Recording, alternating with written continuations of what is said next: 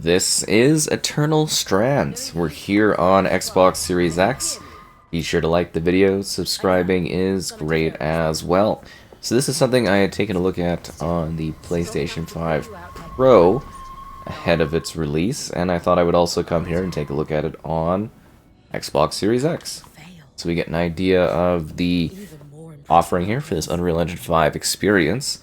It's a mostly hack and slash adventure game with a focus on elemental abilities and the impact of elemental abilities on things within the environment, which is kind of neat.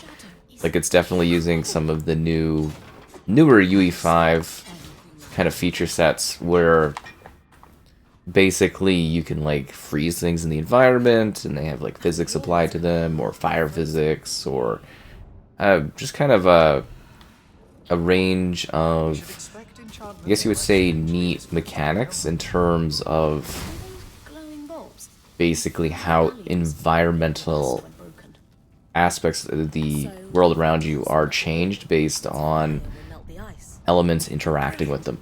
It's actually quite a neat concept, honestly. It's very cool to see in effect, but it's also like, so with this being UE5, there's a good amount of like temporal scaling going on. So like the objects and things that are impacted by your fire or your ice or whatever tend to be really like fuzzy looking or a little like blurry because they don't have quite the technology. Like, there's not enough power to really fully shape those objects as they transform within the environment. So, I mean, I guess you could blame it on magic, but it is kind of funny and or interesting. Wear a mantle, the magical cloak that channels raw energy, face off against crazy adversaries, system of interactions, real-time destruction, real-time fire, combat, everything like that. All these different elemental things you can take advantage of, combine your abilities to do more impactful attacks and combos and stuff like that. Yeah, I was kind of hoping I would just run along there, but nope, I guess not. And follows Bryn, an adventurer and whatnot, with a group that's a bit of a traveling group, I guess you would say, that is attempting to make their way to a, I don't know, culturally significant lost landscape and all that.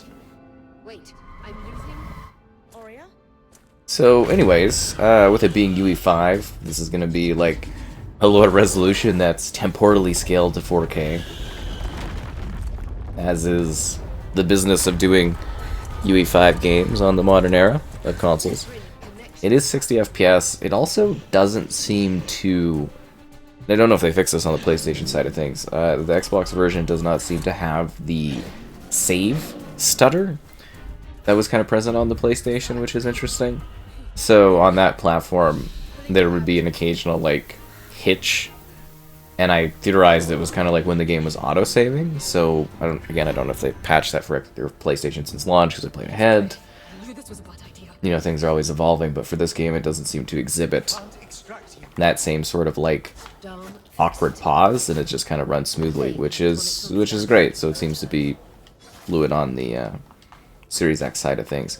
But there are lots of different environments and lots of different things that like kind of go on. So yeah, for the most part, it should be all relatively smooth running and stuff like that. It's actually a pretty nice looking game.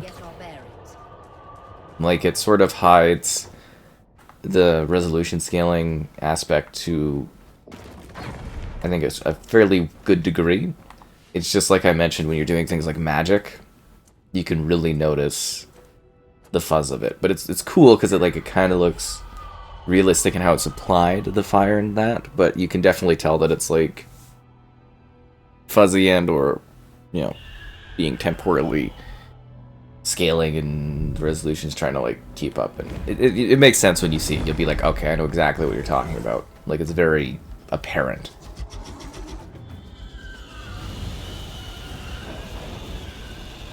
Yeah, like, yeah, I don't know how that shows up on YouTube, but like the fire has like a certain, like, it looks really cool, but there's like a fuzz kind of like It's patchy almost. It's, yeah. And it's the same on the PlayStation side of things for that too. I guess I would say it's a bit of a softer image here on Series X, but I don't think you're likely going to notice because you're probably not going to be comparing the two.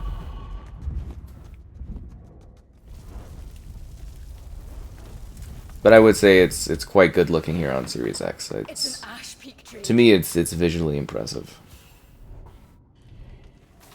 This is where I was talking about where you have like different elemental things, so you can like pop down ice, and it like in real time there's like ice form and stuff. And take a swig if you need it. I'm just gonna hop through this because it's so awkward to place the ice. But you need to keep moving. Lane, got anything from the map? There should be a minor patrol path ahead that loops back to the watchtower. It runs close to the Vale, though. It's our only option. I'm on it. But yeah, it's a pretty easy hack and slash game.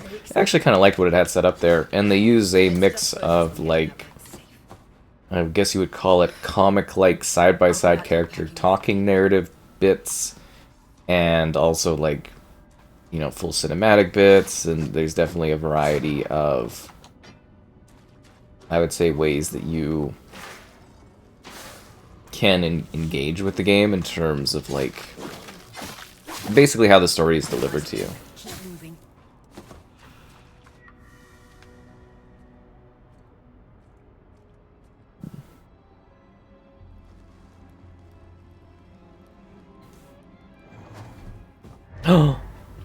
And all the animals, they have really sick neon glow sticks attached to them. That's because we're going to a rave! Bum bum bum bum bum bum bum bum bum bum bum bum. It is kind of neat though, because like when you use ice, especially against, say, larger creatures and stuff, you can see the impact of them kind of getting like stuck. Even smaller creatures like these wolves, so you kind of hit them, and then they can't move, and they're like struggling, and you can like take them out while that happens. It's just kind of a neat impact of the environmental elements, and I'm sure as you get, like, the further along you go, the more interesting, like, sort of setups and things you can create based on that. I want that iron, thank you very much. The other thing, too, is that, like, I know it's different, but I also, like, really see the Fortnite of it aesthetically. It's like, like, I think it looks cool, it has its own identity, but I'm definitely kind of, like, little Fortnite-esque. Oh, and you got a bow, too, which is kind of neat. If I'm reading the map correctly, following this brook should lead to the path guards used to reach the watchtower prior to the surge. Clear line of fire. Good time to use your bow. Oh, you just run through it, not care. Ain't nobody got time for bow and arrow action. That Drake is never far behind. Just keep going. Seriously, I just turned to my telekinetic thing.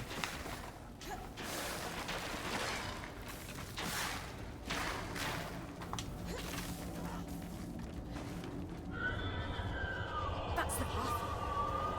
You're doing great, Bryn. Final stretch.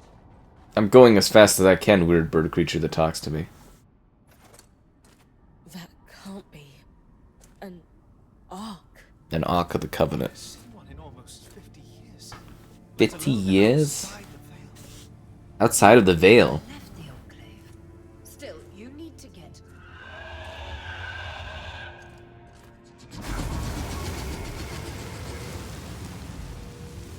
Could you imagine having, like, partial triangle on your face forever? It's kind of a weird thing. The more I look at it, I'm like, that's kind of bizarre, isn't it? Just like a partial triangle. But this is what I was talking about with the ice thing. So then it's like, it gets like frozen bits on creatures and stuff. It's really quite neat.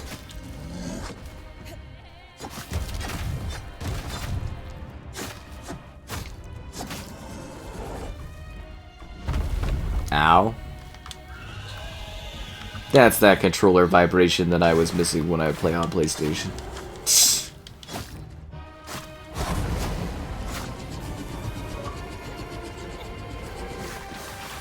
Most annoying notification on Xbox is for rewards. Snowshoes.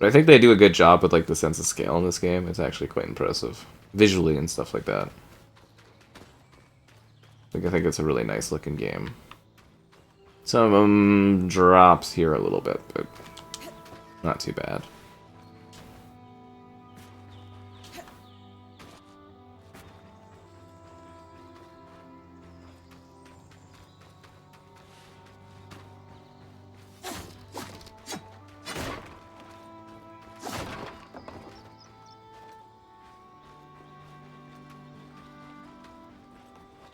Fresh water in walking distance of the campsite. I'll set up a purifier. Ooh, there's something I collected over here. Hardwood. She's always out there looking for hardwood. I would be too if I was a lone adventurer. Point. What a beautiful view.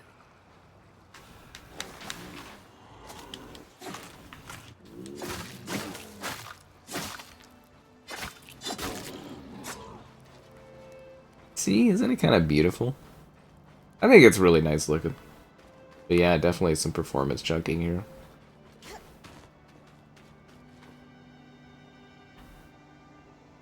I don't think most people will notice though, honestly.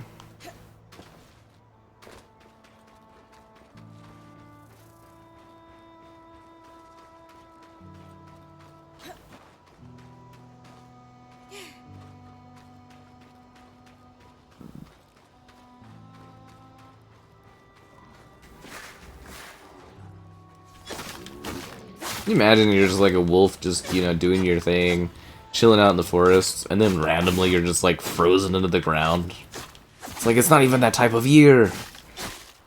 Then it's just like some woman starts cutting you while you're frozen. You're just like, what is this? What is this insanity? Be a huge inconvenience is what it would be. I mean, you probably die too as the wolf, but still it'd be like, you know, like, what are you doing?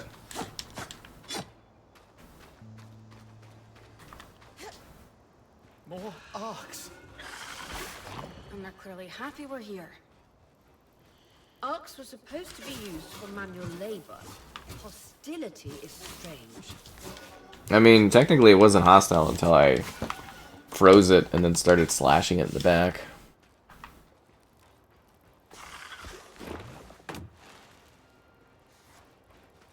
Is there like another creature here? Oh. Maybe like some kind of Komodo dragon. Oh my god, it's Spyro! He's fallen on hard times. Vexed cambric, huh? Food. Any of these plants look edible? Dan will put anything in his mouth if he's curious enough. Whatever he doesn't vomit, we'll eat. Just try not to poison him.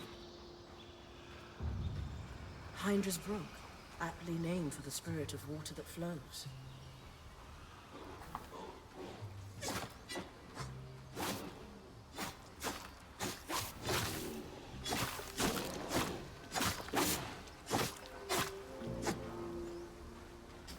Yeah, you better run. Oh no, he still wants to die, okay. Would've let you escape. Oh well, you had it coming. Love how there's these boxes everywhere that have like random items.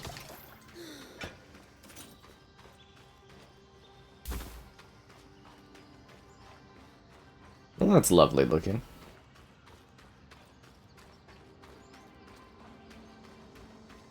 This must be the second loom gate. What's covering the base? I'll check it out. A lot of debris on the platform. I could clear it with kinetic magic.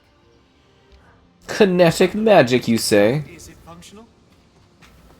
No sign of life, but see that cloud of raw magic? It's leaking from the broken pipe near the edge of the platform.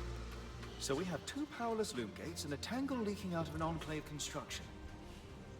I wonder if Lane still has that treatise we picked up in Taza. And he's gone.